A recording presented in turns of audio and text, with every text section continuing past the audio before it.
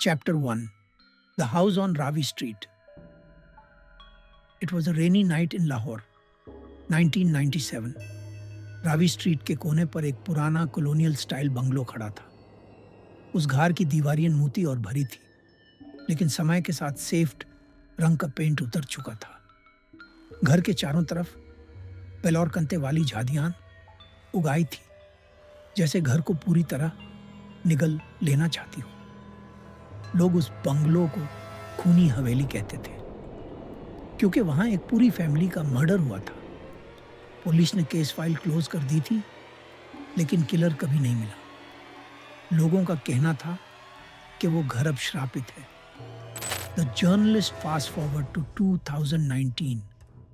हमारे स्टोरी का main character है अदनान, एक जर्नलिस्ट जो अपने यूट्यूब चैनल पे क्राइम केसेस और डार्क स्टोरीज कवर करता था। उसका एक ही मोटो था, every crime leaves a shadow. Adnan ने जब पहली बार रावी स्ट्रीट के इस घर के बारे में सुना, तो यूं लगा कि ये एक परफेक्ट स्टोरी है उसके चैनल के लिए। लेकिन उसे अंदाजा नहीं था कि यह केस उसकी जिंदगी बदल देगा। Arrival at the house. एक शाम अदनान अपना DSLR कैमरा, एक माइक और एक टॉर्च लेकर रवि स्ट्रीट पहुंचता है। हवा तेज चल रही थी। मोहल्ले के लोग उसे देखकर रुक गए। एक बूढ़ा आदमी उसके पास आया और बोला, बेटा, वहां मत जाओ, वहां इंसानों का खून गिरा था और आज भी वहां से रात को चीखने की आवाज आती है। अदनान हंस के बोला, अंकल, मैं जर्नलिस्ट हूं, मुझे सच रिकॉर्ड करना है, सिर्फ अफवाह सुनना मेरी आदत नहीं। बूढ़े आदमी ने बस सिर हिला दिया और धीरे से बोला, सच ही तुम्हें सबसे ज्यादा दुख देगा। Inside the house. अदनान ने गटे पुश किया तो वो क्रैक करते हुए खुला। अंदर अंधेरा था, सिर्फ उसकी टॉर्च की रोशनी थी। हर कोने में मिट्टी, पुरानी तस्वीरें और झाड़ी हुई फर्नीचर थी। जैसे ही उसने कैमरा ऑन किया, उसके मिक में एक फेंट सा विस्पर रिकॉर्ड हुआ, लेकिन उस वक्त अदनान को कुछ सुनाई नहीं दिया।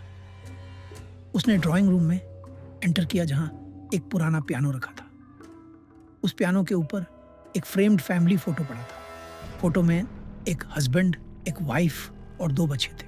अदनान ने तस्वीर पर टॉर्च डाली तो उसने देखा कि वाइफ की आंखें बिल्कुल स्क्रैच की गई थी, जैसे किसी ने जान बूझकर फोटो के अंदर उसका चेहरा खराब किया हो। अदनान ने अपने कैमरा में रिकॉर्ड करते हुए बोला, यह वही फैमिली है जो 1997 में मर्डर्ड हुई थी, लेकिन पुलिस रिपोर्ट के मुताबिक उनके वजह का पता कभी नहीं चला। और उसी वक्त उस पियानो की कीज खुद से दिंग दिंग बज गई। अदनान तुरंत पलटा। उसने टॉर्च डाली। पियानो बैंड था। उसका दिल तेज धड़कने लगा, लेकिन उसने अपने आप को संभाला और बोला, शायद हवा होगी। The stains. जैसे ही वो घर के अंदर और आगे बढ़ा, उसने फ्लोरिंग पर डार्क स्टेन्स देखे। शुरू में उसने सोचा कि यह पेंट होगा, लेकिन जब टॉर्च की रोशनी ज्यादा गिरी तो उसे समझ आया कि यह पुराना खून था। अदनान का दिल एक पाल के लिए थमा। उसने अपने डायरी में नोट लिखा, blood stains still visible after 22 years. लेकिन उसके तुरंत बाद उसे अपने पीछे से एक बच्चे की हंसी सुनाई दी। वो पलटा, लेकिन वहां कोई नहीं था। सिर्फ एक पुराना टेडी बेयर पड़ा था जिसमें से धूल निकल रही थी। Police files. अगली सुबह अदनान ने पुराने केस की पुलिस फाइल मंगवाई।